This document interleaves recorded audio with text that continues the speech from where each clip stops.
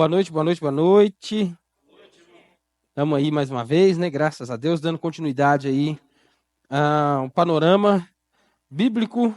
Estamos chegando no finalzinho do Novo Testamento. Hoje iremos estudar o primeiro dos três últimos livros, né? Ageu. Ageu, Zacarias e Malaquias. Aí terminamos o Velho Testamento. Hoje a gente vai estudar o livro de Ageu, o profeta Ageu. Então abra a Bíblia lá no livro do profeta Ageu. Encontrou aí todo mundo? Ageu. Nós vamos ler o capítulo 2.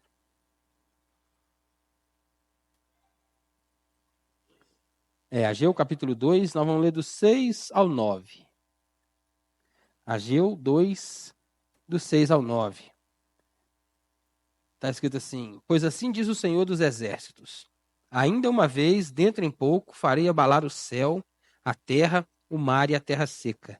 Farei abalar todas as nações e as coisas preciosas de todas as nações virão, e encherei de glória esta casa, diz o Senhor dos Exércitos. Minha é a prata, meu é o ouro, diz o Senhor dos Exércitos. A glória desta casa será maior do que a da primeira, diz o Senhor dos Exércitos. E neste lugar darei a paz, diz o Senhor dos Exércitos. Amém. Glória a Deus. Ageu. O livro, como diz o próprio nome, né, é de autoria do profeta Ageu. Uma curiosidade sobre o nome dele é que o nome dele significa festa ou festivo. Muito provavelmente, ele deve ter nascido numa época de uma das festas, né, do povo de Deus que eles costumavam fazer. Eram 7 festas fixas no ano, né? Então, acredita-se que ele nasceu numa dessas festas aí. E certamente ele... Aí por isso o nome, né? Festa ou festivo, que quer dizer o nome dele. Ele nasceu ainda no exílio, lá na Babilônia, e veio para Israel junto com a primeira leva que veio com o sacerdote Esdras. Lembra lá do livro de Esdras? Que o rei Ciro deu um decreto para ele que ele poderia voltar para Jerusalém e reconstruir o templo. E veio com ele, naquela primeira etapa, acho 50 mil pessoas. E Ageu estava no meio deles, estava junto com eles ali.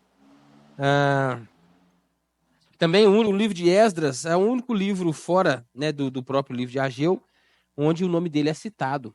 É citado junto com o nome de Zacarias, que inclusive é também contemporâneo.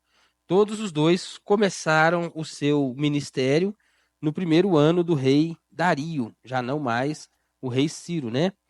Então, todos os dois iniciaram o ministério no segundo ano do rei Dario e foram ali contemporâneos. Ambos profetizaram no mesmo período para Jerusalém.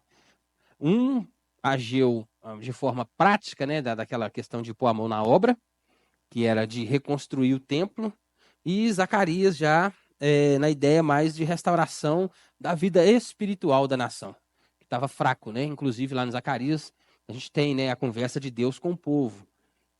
Deus fala, o povo retruca e Deus então responde. Tem até a célebre pergunta lá, né? Vocês estão me roubando. Mas em que te roubamos? Pergunta o povo. Nos dízimos e nas ofertas. É esse o livro de Zacarias é nesse contexto. Deus fala alguma coisa que o povo está fazendo, o povo diz que não e Deus prova que eles estão fazendo assim. E aí esse é o contexto do livro de Zacarias. Ele está falando de uma restauração espiritual. E Ageu está falando da restauração do próprio templo. Esse livro também faz parte de 5 livros da Bíblia que são chamados ali pós-cativeiro ou pós-exílicos, né? Que são o livro de Esdras, que eu já citei aqui, e Neemias, que são os 2 livros históricos, né? Que todos dois foram escritos depois do exílio, e os 3 livros proféticos, Ageu, Zacarias e Malaquias. É Malaquias que é a questão da restauração, confundi os 2 livros aqui. Malaquias também é um profeta pós-exílico ou depois pós-cativeiro também, né? Então os 3 últimos da nossa Bíblia. Vamos ver aqui o contexto de Ageu. Para a gente entender um pouco do contexto de Ageu, a gente vai ter que voltar lá no livro de Esdras. Livro de Esdras, deixa eu ver, capítulo 3, capítulo 1 também, alguma coisinha aqui. O que acontece? O povo estava no cativeiro. Deus tinha dito que 70 anos depois eles sairiam do cativeiro. O rei Ciro, então, escreve um decreto, né? E pede, permite que Esdras volte para Jerusalém com esse propósito, para reconstruir o templo. A intenção dele voltar para Jerusalém era essa, de reconstruir o templo. Vieram ali aquela galera toda, aquele tanto de gente. A primeira coisa que eles fizeram quando chegaram no templo novo foi restaurar o altar. Está lá no capítulo 3, nos versículos 2 e 3 do livro de Esdras. Está assim: e chegando o 7º mês, estando os filhos de Israel já nas cidades, ajuntou-se o povo como um só homem em Jerusalém. Levantou-se Jesua, filho de Josadaque, seus irmãos sacerdotes, e Zorobabel, filho de Salatiel, e seus irmãos, e edificaram o altar do Deus de Israel, para sobre ele oferecerem holocaustos, como está escrito na lei de Moisés, homem de Deus. Firmaram o altar sobre as suas bases, e ainda que estavam sob terror dos povos de outras terras, ofereceram sobre ele holocaustos ao Senhor, de manhã até à tarde. Logo que eles chegaram, se acomodaram nas cidades, foram lá e construíram, então, esse altar. Quando eles construíram o altar, no versículo 10 do mesmo capítulo, a gente vai ver também que eles, quando os edificadores lançaram os alicerces do templo, apresentaram-se os sacerdotes paramentados com trombetas e os levitas, filhos de Asaf, com símbolos para louvarem o Senhor, segundo as determinações de Davi, rei de Israel.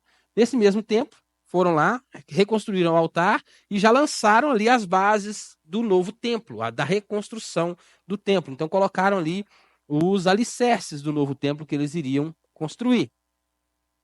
No capítulo 4, do verso 1 ao 5, também do livro de Esdras, a gente vai ver o início da reconstrução do templo. Tá assim, ó. Ouvindo os adversários de Judá e Benjamim, os que voltaram do cativeiro edificavam o templo ao Senhor, Deus de Israel, chegaram-se a Zorobabel e aos cabeças de família e lhes disseram: deixai-nos edificar convosco, porque como vós buscaremos o vosso Deus, como também já lhe sacrificamos desde os dias de Esaradom, rei da Assíria, que nos fez subir para aqui. Porém, Zorobabel, Jesua e os outros cabeças das famílias lhe responderam: nada tende conosco na edificação da casa do nosso Deus. Nós mesmos sozinhos edificaremos ao Senhor, Deus de Israel, como nos ordenou Ciro, rei da Pérsia. O que aconteceu? Chegaram, lançaram ali o templo, fizeram sacrifícios, lançaram a pedra fundamental lá, os alicerces do novo templo. Começaram a construir. Os samaritanos, que é tido pelos judeus ali como uma segunda classe de judeu, o que acontece? Quando não foi a Babilônia o primeiro que invadiu Jerusalém? Rapaz, Nabucodonosor invadiu o Reino do Sul. Eu esqueci o nome, que Nabucodonosor veio e os assírios. Os assírios invadiram o Reino do Norte. E ali, quando levou cativo aquele povo, deixou uma galerinha em Samaria.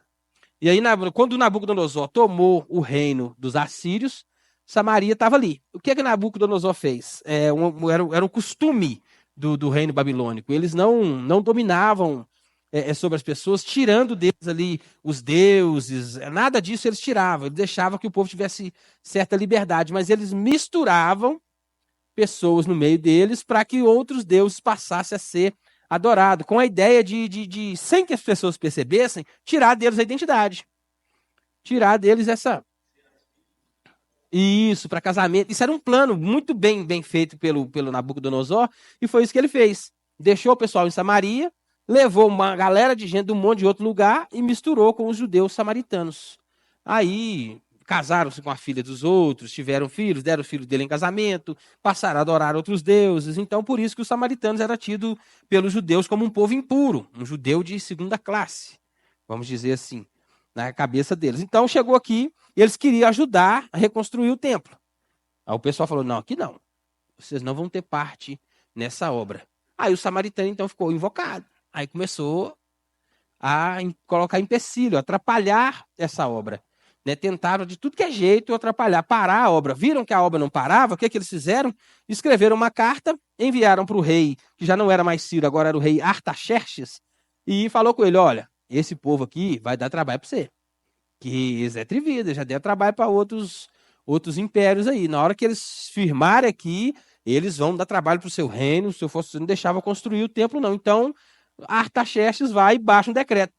Cancelou, parou a construção do templo. Aí ficou parado. Por 16 anos ficou parado essa reconstrução do templo. E aí a gente chega, então, no livro que a gente está lendo, que é o livro de Ageu. Esse é o contexto que está por trás. Chegou ali no livro de Ageu, 16 anos que essa obra está parada. Então Deus levanta Ageu para poder testemunhar para o povo, para poder testemunhar não, né, gente? Profetizar para o povo, para que eles voltassem, então, a reedificar o templo. Esse é o contexto que está aqui no livro de Ageu. Ele começou a profetizar no ano 520 antes de Cristo. O governador de Judá, como a gente leu lá no livro de Esdras, era Zorobabel, filho de Salatiel. Esse Zorobabel aqui, ele é descendente de Davi.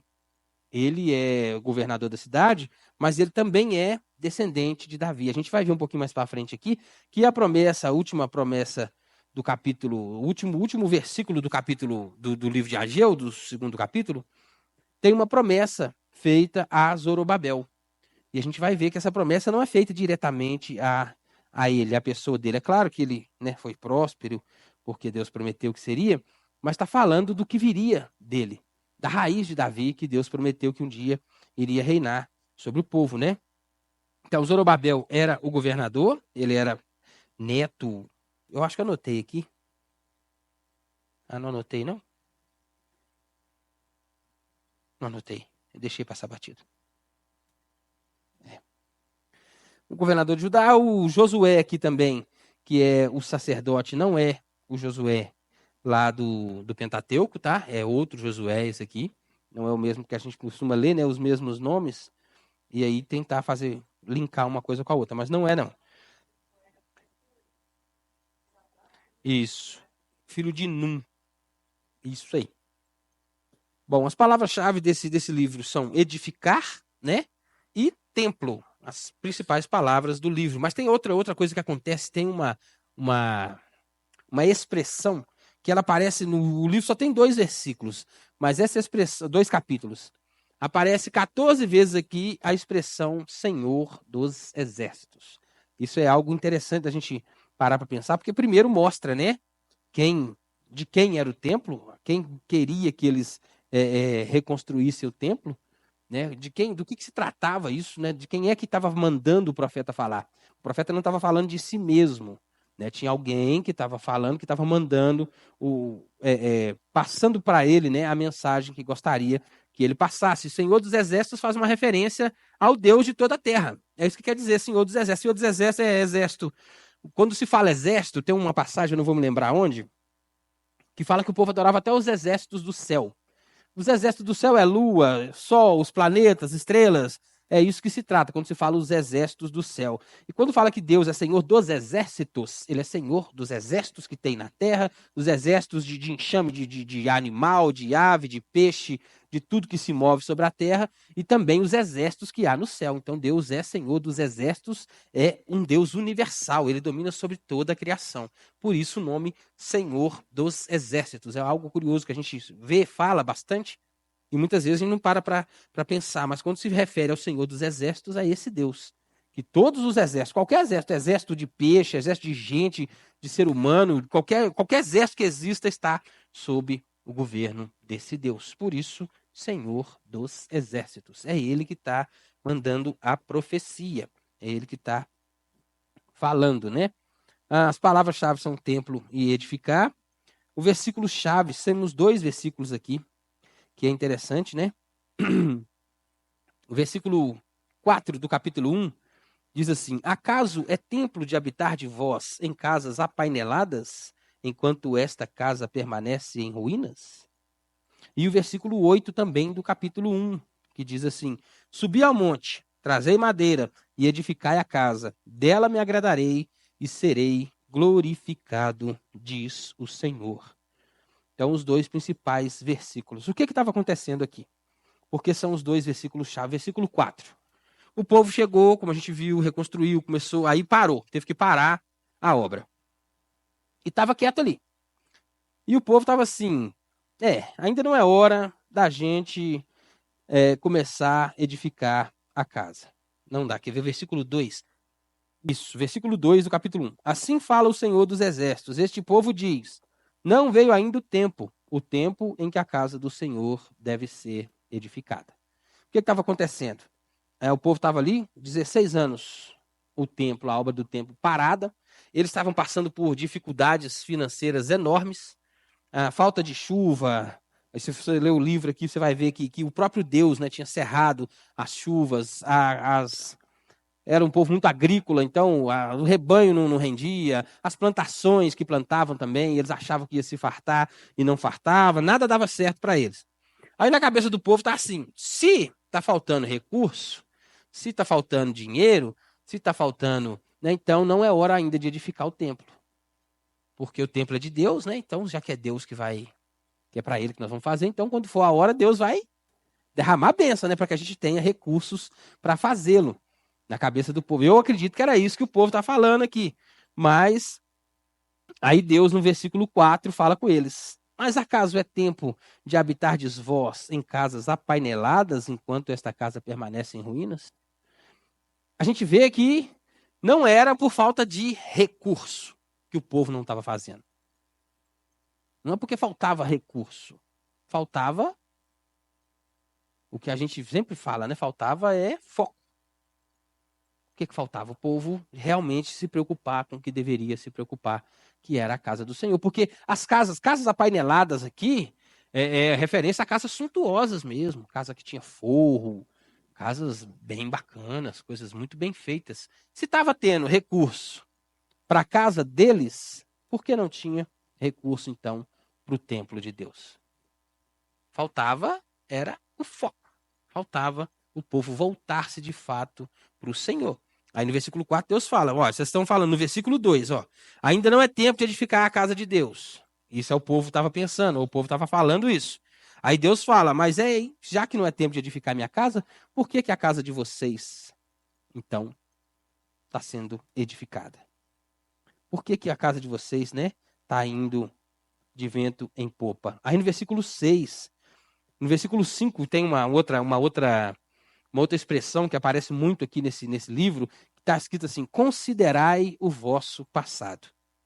Deus manda eles falar, olha para trás, presta atenção. Aí vem o versículo 6, tende semeado muito e recolhido pouco, comeis, mas não chega para fartar-vos, bebei, mas não dá para saciar-vos, vestivos, mas ninguém se aquece, o que recebe salário, recebe-o para pô-lo num saquetel furado.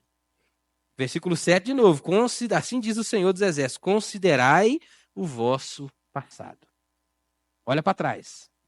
Vocês estão vendo que vocês têm semeado muito, vocês têm colhido pouco, que não chega para fartar, que nada dá certo. Por quê? Olha para trás, vocês vão entender o que está acontecendo. Por que o povo foi levado cativo? Por causa de desobediência. Não colocaram em primeiro lugar aquilo que deveria ser colocado em primeiro lugar. Versículo 6, Deus está falando com eles assim, tá vendo? Os recursos que vocês estão falando que não tem, é eu mesmo que estou impedindo que chega. Porque o coração do povo não estava voltado para aquela obra. Não era vontade do povo fazer. Aí podia ter o recurso que se sem recurso as casas deles já estavam apaineladas, imagina se tivesse recurso então. Ia ter um monte de palácio em Jerusalém enquanto o templo estava destruído. O povo se afastou do Senhor, o povo ficou longe de Deus, mesmo depois de ter voltado do exílio. Eles vieram, quando Ciro baixou o decreto, era para eles virem, a função deles era reconstruir o templo, eles não vieram para outra coisa.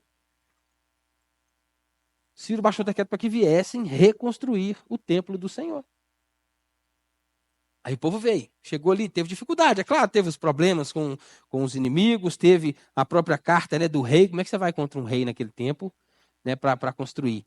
Mas aí o tempo foi passando, 16 anos depois, está lá o esqueleto ainda do templo, sem telhado, sem nada, e a casa do povo cada vez mais bonita, e Deus então manda o profeta falar com eles.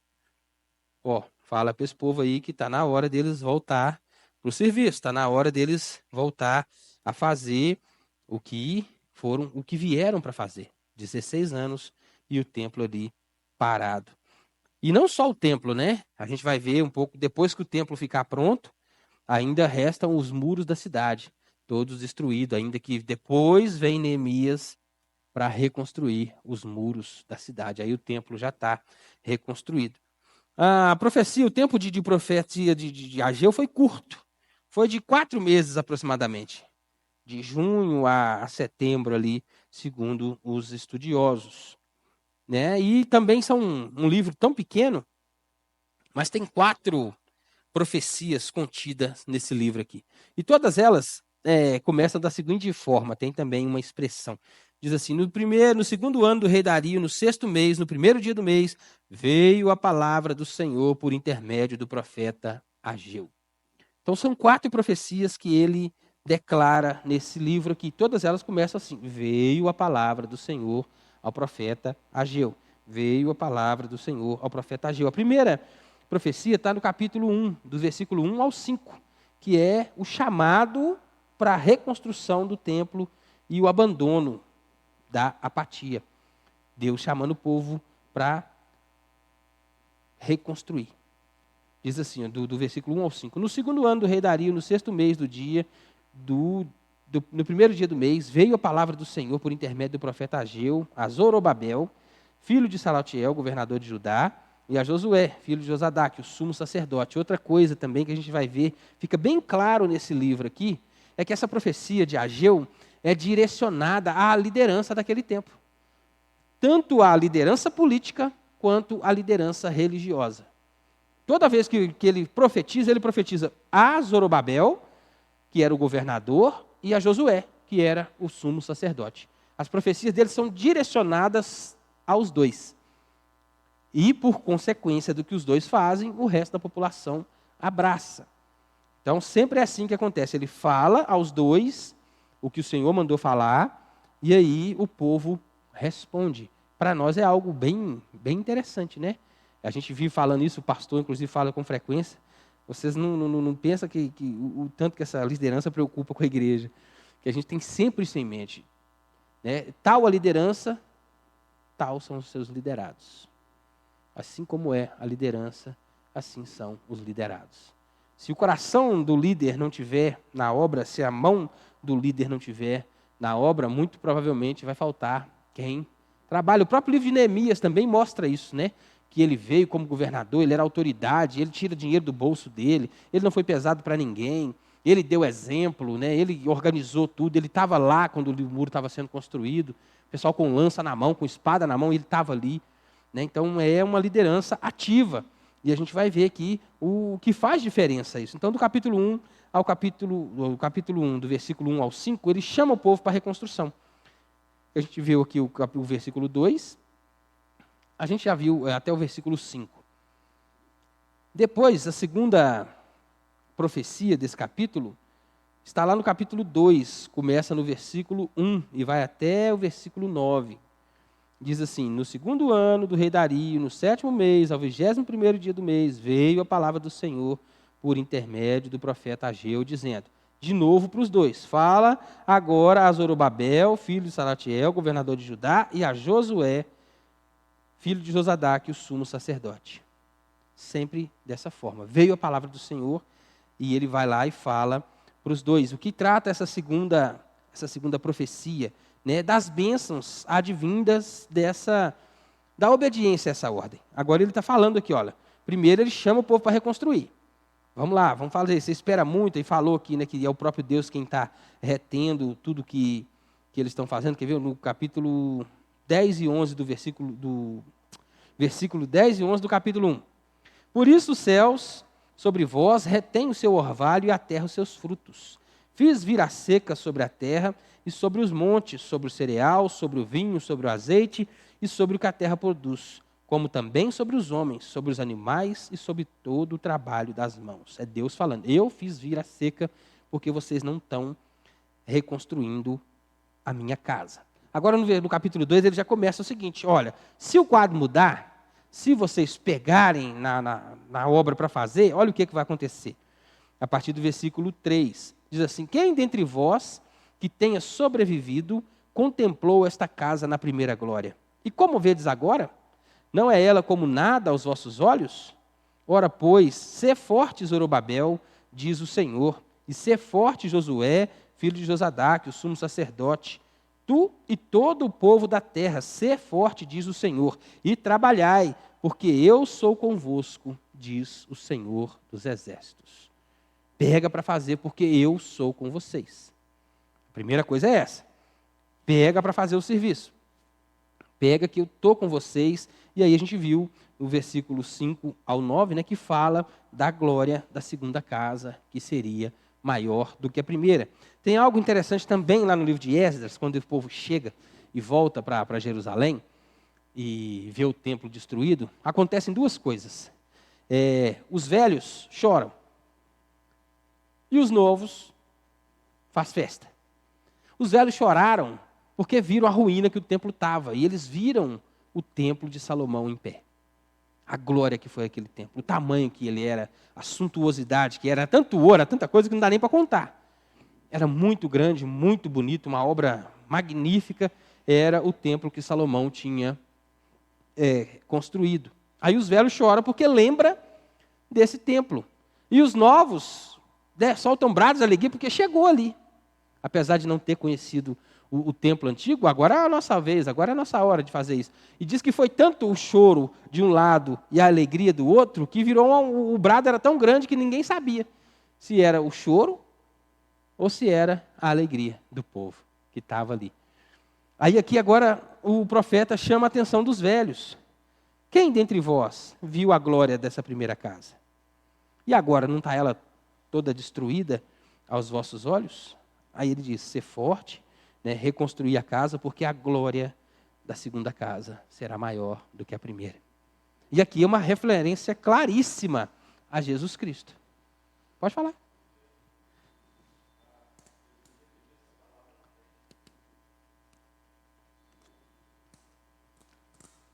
O templo, o segundo templo, eles não tinham recurso, não tinham dinheiro, não tinha pessoas, não tinha gente, não tinha povo suficiente para fazer um templo tão grandioso quanto era o de Salomão. Por que então, né, ele afirma que a glória do segundo templo seria maior do que a primeira? Porque a glória não está na casa.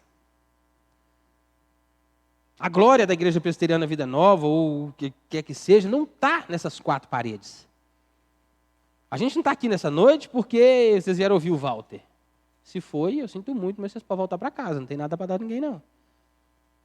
A gente está aqui porque a gente acredita que Jesus Cristo está aqui. A gente veio aqui para aprender dele. Para crescer mais na sabedoria dele, na comunhão com ele primeiramente. E depois uns com os outros, é claro. Não é por isso que vocês vieram aqui nessa noite? Não foi para aprender da Bíblia, não é uma noite de estudo bíblico, não veio aprender a palavra do Senhor? Então era isso, a glória da segunda casa, porque não é o templo, a glória não está no ouro, na prata, no bronze, nas coisas, não é isso. A glória está em quem habita. E esse foi um dos motivos pelo qual o povo foi parar no exílio. Porque eles davam valor ao templo, aquilo que era palpável, tudo que os olhos viam, eles acreditavam que ali era a casa de Deus, enquanto o templo estivesse ali, Deus estaria ali. Mas não era bem assim. Não era por aí. Aí ele fala que a glória da segunda casa vai ser maior do que a primeira. Por que a glória da segunda casa vai ser maior do que a primeira? Porque o Emanuel iria pisar nesse templo e andar nele, colocar os pés ali. O templo que era a habitação de Deus, que Deus, né, descia ali, enchia com a fumaça de glória, agora Deus ia pisar e andar nele. Pessoalmente, o Senhor esteve naquele templo. Esse segundo templo foi construído, depois passou por uma reforma como é que chamava, gente? O cara era mau para danar. Herodes o Grande. Herodes o Grande colocou muito ouro também, muita coisa. Lembra lá quando Jesus vem, que ele fala, 40 anos a gente levou para construir o templo? Não é que eles levaram 40 anos para construir, foi para dar uma reformada no templo que eles reconstruíram aqui. E Herodes gastou muito dinheiro, foi muito grandioso também o que ele fez ali, o templo ficou muito bonito, tal, mas depois depois vieram os romanos, né? E acabou com tudo de novo. Aí as ruínas que existem hoje lá, que até o Muro das Lamentações é uma das paredes desse templo. Quer falar alguma coisa? Não? Então a glória da segunda casa seria maior do que a primeira, porque Deus iria estar ali pessoalmente. É disso que está se referindo, é a isso que a profecia está se referindo. E talvez isso aqui o povo não entendesse ali na hora. Mas como é que a glória dessa casa vai ser maior do que a outra? A gente não tem recurso, a gente não tem ouro, a gente não tem prata, não tem nem pessoal, não tem nem gente, né? Para tudo isso, como é que vai ser isso? E o pessoal talvez na hora ali não entendeu, mas é a respeito disso que está falando ali. A terceira profecia está no capítulo 2 também, a partir do versículo 10. Diz assim, ó. De novo, ao 24º dia do mês nono, no segundo ano de Dario, veio a palavra do Senhor por intermédio do profeta Ageu, dizendo: assim diz o Senhor dos exércitos, pergunta agora aos sacerdotes a respeito da lei. Se alguém leva carne santa na orla de sua veste e ela vier a tocar no pão cozido, no cozinhado, no vinho ou no azeite, ou em qualquer outro mantimento, ficará isso santificado? Responderam os sacerdotes, não. Então perguntou, e se alguém tiver se tornado impuro pelo contato com o corpo morto, tocar em alguma coisa dessas, ficará imunda? Responderam os sacerdotes, ficará imunda. Então prosseguiu Ageu, assim é este povo e assim é esta nação perante mim, diz o Senhor. Assim é toda a obra das suas mãos, e o que ali oferecem, tudo é imundo. Aqui Deus está falando agora aos sacerdotes. Lembra do altar que foi edificado lá quando eles chegaram? Esse altar ainda estava ali. O povo ainda ia a esse altar oferecer sacrifícios ao Senhor. O que Deus está dizendo é que era imundo, ele não aceitava esses sacrifícios. Enquanto eles estavam vivendo para eles, fazendo as coisas dele, construindo as casas dele, preocupado com o que era dele, deixava a obra do Senhor de lado, deixava Deus de lado e, sei lá, talvez num domingo vem na igreja, vive a semana inteira para si mesmo, a gente faz isso, né? A gente vive, corre atrás das nossas coisas, do nosso trabalho, da nossa família. Não estou falando nada disso errado. Nada disso errado, pelo contrário. O problema é quando isso ocupa o lugar de Deus na nossa vida. E é isso que estava acontecendo com o povo. Vivendo para si, cada um vivendo para ele, cada um fazendo o que era seu, cada um fazendo... Né? E Deus falou, eu não aceito isso não. Esse tipo de adoração não me interessa. Não é assim, né? Aí de novo ele fala, agora pois considerai tudo que está acontecendo desde aquele dia, antes de pordes pedra sobre pedra no templo do Senhor. Deus está chamando a atenção do povo, vocês estão aí vivendo para vocês, fazendo suas coisas, e está ali me dando migalhas, eu não quero migalhas, eu quero a primazia. É isso que Deus requer de nós. Primazia do nosso tempo, primazia da nossa mente, né, do nosso intelecto, primazia da nossa saúde, primazia do nosso dinheiro, dízimos, ofertas. Deus quer o primeiro. Não importa qual a quantidade. Lembra da viúva lá, no tempo de Jesus? Só tinha uma moeda. Mas ela deu tudo que tinha. Deus não quer que a gente dê tudo, não. Não é isso que Deus quer. Ele só quer ser o primeiro. Ele quer ocupar o lugar de honra, que de fato é devido a Ele. É isso que Ele quer. É isso que Ele está falando. No coração de vocês, enquanto eu não tiver entronizado no coração de vocês, até o templo pode estar pronto, eu não vou estar lá. O povo não foi levado cativo com o templo construído ainda? Nabucodonosor não pegou todos os objetos do templo, bacias, tudo que era de ouro, tudo que era de bronze, e não levou tudo com ele? Não é o lugar, é o coração do adorador. O que manda é o coração. Se o coração está voltado para o Senhor, não interessa se você está preso, igual Jeremias estava lá, jogaram ele no fundo do poço, não interessa igual Jonas estava no fundo do mar, dentro de um grande peixe, não importa. Elias na caverna. O que Deus quer é adoração. E tem uma pregação de Hernandes Dias Lopes, ele fala algo interessante. E a gente precisa parar e pensar um pouco nisso. Se for preciso, falando da questão dos pastores e das ovelhas, tem determinados momentos que as ovelhas é tão fujona, tão difícil, que ele pega ela e quebra uma patinha dela. Quebra a patinha da ovelha para ela poder ficar quieta ali. E ele fala algo interessante. Se for preciso Deus quebrar a sua patinha para você ficar quietinho, Ele vai fazer. Ele vai fazer. E tem hora, quebrar uma pata deve doer, né? Não deve ser fácil, não. Mas Deus se importa tanto com a gente, Ele quer tanto o nosso bem, Ele é tão melhor para nós, que se preciso for, Ele faz. Ele não fez com o povo dele aqui? Melhor chegar no céu cego, né, faltando um olho, do que ser lançado no inferno com os 2 olhos. É por aí. Melhor servir a Deus, melhor fazer para Deus do que para a gente mesmo. E a última profecia está lá no capítulo 2, começa no verso 20 e vai até o 23. Aí, de novo, veio a palavra do Senhor, o profeta Ageu, fala a Zorobabel, governador de Judá. Agora ele fala diretamente para Zorobabel. Farei abalar o céu e a terra, derribarei o trono dos reis e destruirei a força dos reinos das nações. Destruirei o carro e os que andam nele. Os cavalos e os seus cavaleiros cairão, um pela espada do outro. Naquele dia, diz o Senhor dos Exércitos, tornar-te-ei, ó Zorobabel, filho de Salatiel, servo meu, diz o Senhor, e te farei como um anel de selar, porque te escolhi, diz o Senhor dos Exércitos. Essa referência aqui é que eu disse que essa profecia não é para a pessoa de Zorobabel, não é naquele momento, mas sim a profecia messiânica. Naquele dia, diz o Senhor dos Exércitos, né? Tornar-te-ei, ó Zorobabel, servo meu, diz o Senhor, e te farei como um anel de selar. Quem nos deu o selo que nos garante a entrada no céu? Senão Jesus Cristo. O Espírito Santo é o selo, é o penhor dessa promessa que nós temos conosco. É disso aqui que ele está falando, porque Zorobabel era da descendência de Davi.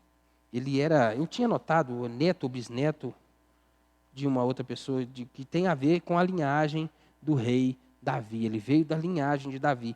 Então, se ele veio da linhagem de Davi e Jesus Cristo é da linhagem de Davi, de Zorobabel também sairia esse grande rei, esse grande momento, né, que seria finalmente, né, vai acabar com a guerra, a força das nações serão destruídas, o carro e o cavaleiro que nele anda, um cairão pela espada do outro. Está falando aqui do reinado de Cristo mesmo, daquele que vai vir para reinar de uma forma, de uma vez por todas, e vai ser um reino de paz.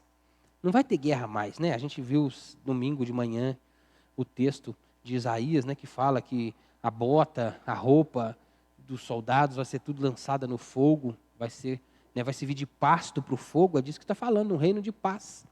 Já não vai mais precisar dos apetrechos de guerra, bota, sandália, escudo, lança, espada.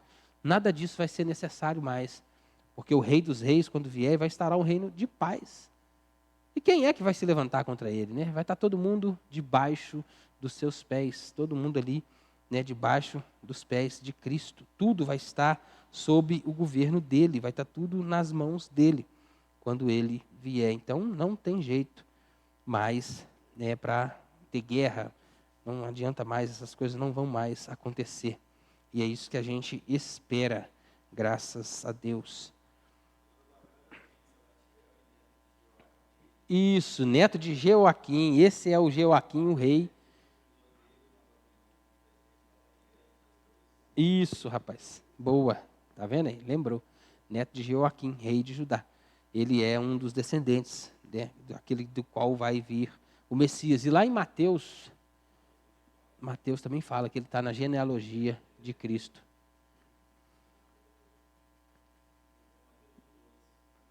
Viu?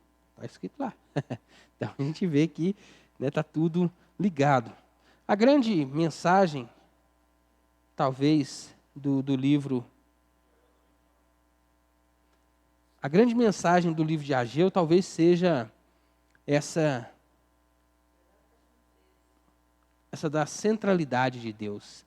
Nós precisamos colocar Deus no centro da nossa vida. A gente precisa colocar o Senhor no seu devido lugar, nos preocuparmos de fato com a obra dele, porque a obra de Deus ainda não acabou não. Se tivesse acabado, Jesus já tinha voltado. Não é verdade? Nós somos chamados de corpo de Cristo. Esse corpo está sendo edificado dia após dia, dia após dia. E nós somos trabalhadores desse edifício. Somos pedras, Pedro diz, né, que nós somos pedras vivas, mas também somos trabalhadores desse reino. Tem mais um monte de pedrinha que Deus quer trazer para o reino dele. E o trabalho é nosso. O trabalho, a gente fala, né, tanto de trabalhar no reino de Deus, a gente acha que é só pregar, é só ser missionário. Não, você trabalhando numa escola dominical, você está fazendo parte da escola, do trabalho de Deus. Você está numa aula na igreja, você está fazendo parte. Você servindo a Deus como um diácono, como um presbítero, está ali no som, os dois meninos. Tudo isso faz parte de trabalhar para o crescimento do reino de Deus. Porque se chega uma criança na igreja, chega uma família na igreja e não tem escola dominical, já fica, não tem um professor infantil, a pessoa já se sente assim, acostumou tanto com essas coisas, né, que acha que vai atrapalhar o culto e tal, e tem alguns que atrapalham mesmo, mas são pequenas coisas. Domingo a gente saiu da igreja aqui e foi passar no supermercado ali. E o rapaz bateu no carro lá, pedindo para comprar uma pelinha para ele. Me dá uma moeda, eu preciso comprar uma pele. Ele não tinha dinheiro nenhum no carro, tinha nada. O rapaz, tem dinheiro aqui não. Aí falou, mas você pode orar por mim? Eu posso. Posso orar por você. As pessoas estão com mais fome de Deus do que qualquer outra coisa. O povo está... E é fome que as pessoas não sabem nem do que se trata. Aí você vê pessoas gastando dinheiro com psicólogos, psiquiatras, crianças cada vez mais novas sendo diagnosticadas com tanta coisa. Síndrome disso, síndrome daquilo, não sei o quê, não sei o quê. É tanta coisa, tanta doença, tanta coisa que está aparecendo, que o povo não sabe nem de onde é que vem. Não tem diagnóstico, não tem remédio, não tem cura, porque não é doença física. O corpo é onde tudo isso vai aparecer, vai transparecer. O corpo é que vai mostrar os sintomas dessa doença, mas isso não é doença física, é doença da alma.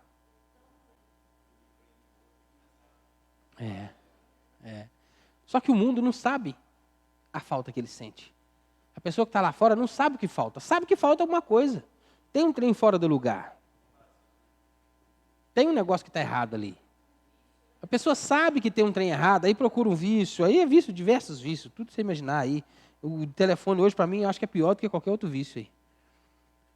E se a gente não vigiar, a gente também acaba caindo nele, né? Então, vícios, diversos vícios. Aí, esse hedonismo, essa coisa de poder fazer o que quer, viver para si mesmo, cada vez mais prazer, eu posso ser o que eu quiser. Está sempre buscando preencher alguma coisa. Só que eles não sabem a falta. O que está faltando? E a gente sabe. Nós sabemos o que falta para eles. Porque reconhece. A gente tem saudade de onde a gente veio. Nós somos feitos por Deus. É claro que muito afastado, muito longe hoje por causa do pecado, mas somos criados à imagem e semelhança de Deus. A gente foi criado para Ele, para a glória dEle, para fazer a vontade dEle. E a gente fica fazendo a nossa vontade cada vez mais, e aí o povo está aí, esse edifício, esse templo que não é mais aquele local. A igreja é o templo do Senhor, mas a igreja é formada, a igreja é um organismo. A igreja não é um prédio, não é estática. A igreja movimenta, a igreja anda, a igreja fala, a igreja vibra, a igreja canta, a igreja testemunha, a igreja prega, a igreja chora, a igreja ri. A igreja é vida, ela é viva. E o cabeça dela é Cristo. Só que esse corpo precisa crescer, tem muitos membros ainda faltando nesse corpo. E o nosso papel somos reconstrutores desse templo. É colocar Deus à frente. E, gente, não adianta não. Colocar Deus à frente hoje significa, já há algum tempo já era assim, mas hoje está pior. Colocar Deus hoje na frente significa ser chacota dentro do serviço, ou tem lugar que você não vai nem poder falar. Dependendo de determinados assuntos, as coisas estão tão difíceis que só o fato de você ser crente já te exclui de um monte de coisa. Na escola, eu tenho passado por isso com os meninos lá em casa. No trabalho. No meu não, que eu trabalho para mim mesmo, estou tranquilo, mas tem gente aí que trabalha em empresas que tem relatos, até um presbítero nosso mesmo, de vez em quando dá uns relatos lá que fala, não tem jeito não, gente, não é assim não. Mas o mundo precisa disso. Nós estamos aí, o nosso papel é falar. Há tempo e fora de tempo. Há tempo e fora de tempo. É fazer. Não tem como, a gente precisa disso, e educar os nossos filhos, criar os nossos filhos. A Bíblia fala que os filhos são flechas. Um dia esses meninos vão estar soltos no mundo aí, vivendo por eles mesmos, criando a família deles, com a própria esposa, filhos, e eles vão ter que aprender com a gente. Nós temos que criar esses meninos de forma que eles possam ir e fazer diferença no mundo. Fazer diferença. Não adianta, o menino tem que ter um jeito de pensar que não dá para mudar. Não tem que ser líquido igual essa geração aí, não. A gente também precisa ter certas discussões que se chegou em você, tem que parar ali e a pessoa tem que ouvir. Não, é assim, eu penso assim e ponto final. Porque o politicamente correto hoje está matando demais, irmão, no púlpito. Não pode falar os três no púlpito. Como é que faz? Aí você está falando uma pregação aí, fala, não, você tem que, dependendo né? Ouvi recentemente aí, gente, tem uns trem que eu ouço que mexe comigo e fica gravado. Né? Uma pessoa falando que você não pode falar tempos negros mais no púlpito. Não pode não, ué. É. E aí, você vai deixar de falar tempos negros? Ah, porque a internet vai te barrar? Porque se eu já falei isso, falei até com o pastor, falei com o Elton também. Se faz necessário para que o texto bíblico seja entendido, tem que ser falado. Porque o que cumpre ao pregador é explicar a Bíblia. Aí eu vou ficar dando rodeio, procurando palavras e não sei. Não. Para quê? Politicamente correto está matando.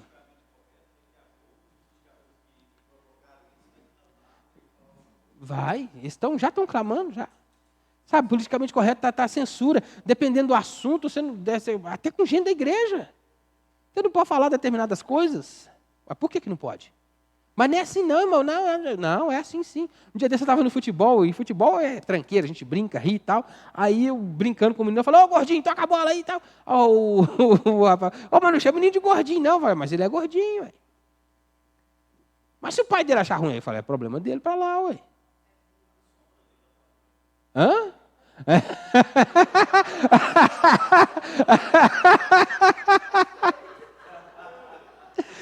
E tá assim, cara, o negócio tá difícil demais. E a gente não pode ceder. A gente não pode sair cedendo a tudo, não. Não pode, não. Tem que bater o pé, tem que barrar. Minha opinião é essa aqui, a Bíblia fala desse jeito, é assim que funciona. E pronto. Não tem como. Virou palhaçada. Denegrir, é? Não vou falar denegrir, o quê? Uai.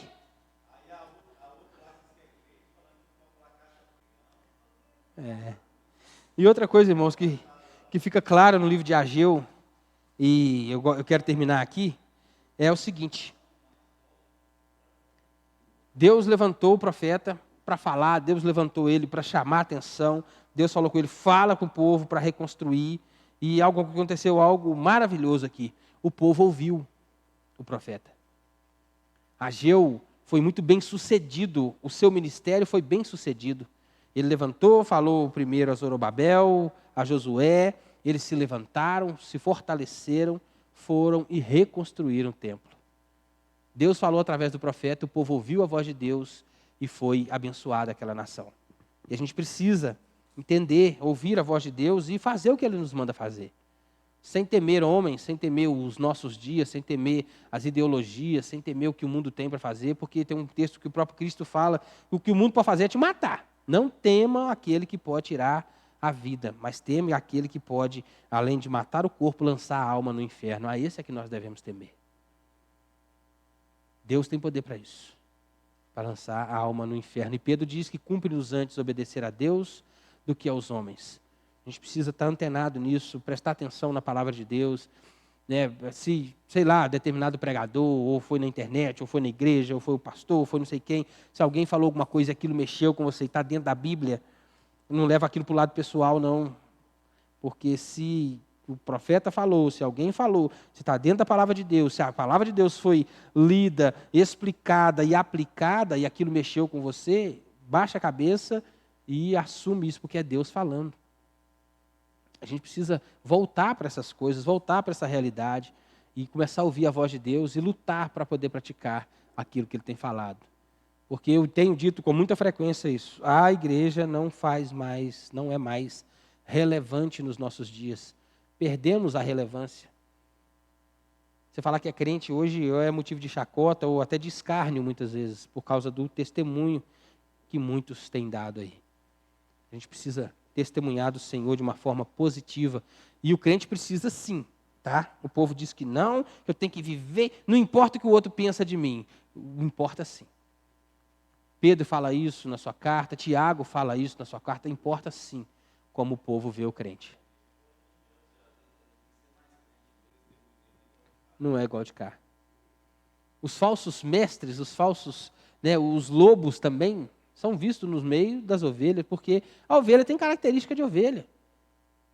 Só que nós estamos batendo cabeça aí, tá mais para bode, né? A gente está terrível, o povo difícil de lidar, a gente está complicado, coisas pequenas a gente faz ficar uns trem gigante, não ouve mais, ninguém quer ser repreendido mais. Até eu falei aqui, né? E o livro aqui também mostra o quanto que é severo essa ideia de liderança. Né? A palavra veio primeiro a liderança. É sério essas coisas, são sérias. A gente tem aí, mas diácono, presbítero, não sei o quê. Não somos super-homens, não somos melhor do que ninguém. Mas a gente precisa ter isso em mente, de que fomos chamados para Deus, para fazer um trabalho dele, fazer a obra dele. E a gente que é liderado, procurar ser ovelha de verdade. Enquanto estiver debaixo da Bíblia, seja quem for a liderança, é liderança sobre sua vida. Foi Deus que instituiu, e é Deus que vai cobrar dessa liderança. A gente precisa ter isso em mente e voltar para isso, ouvir a voz do Senhor e fazer o que Ele manda fazer. Porque o povo ouviu, a liderança ouviu, chamou o povo foi, reconstruiu o templo. Levou 4 anos, ficou 16 anos parado. 4 anos essa obra ficou pronta. O templo estava em pé em 4 anos. E aí? E é uma preocupação, né? Que geração, que crente nós estamos deixando para esse mundo aí? Quais são os filhos que nós temos deixado? O pessoal, né, crente com medo de ter filho, casa, não quer ter filho, não vou ter filho porque criar filho não é fácil, isso e aquilo. Rapaz, não é fácil, nunca foi. Mas é mandamento do Senhor, vamos cumprir o mandamento do Senhor e trabalhar para que os nossos filhos sejam... Que filhos nós estamos deixando para esse mundo? É a igreja. Nossos filhos vão ser a igreja de amanhã. Aí, ó. São a igreja de hoje, mas serão a igreja de amanhã. Qual o testemunho desses meninos?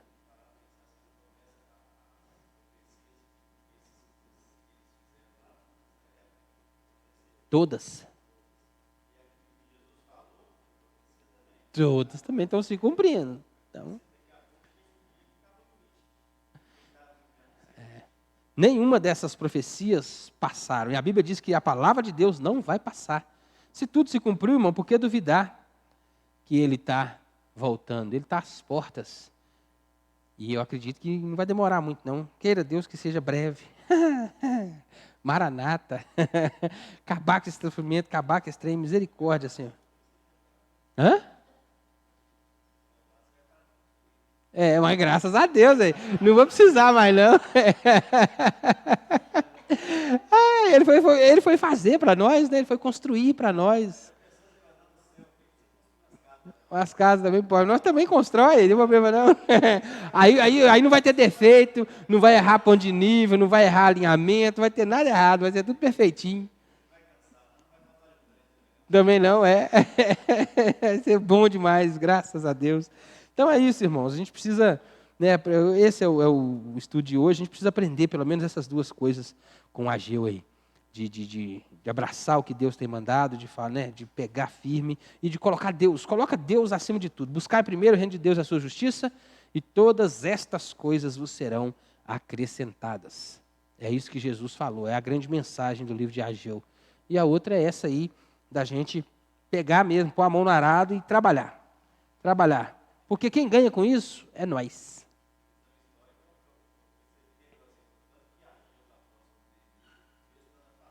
De livros, né? A Bíblia está toda amarradinha, né? Não tem um livro que está longe do outro, assim, igual a gente pensa, não. Vamos orar? Ora por nós aí, ó. Eu sei que está mais soltinho aí, ó.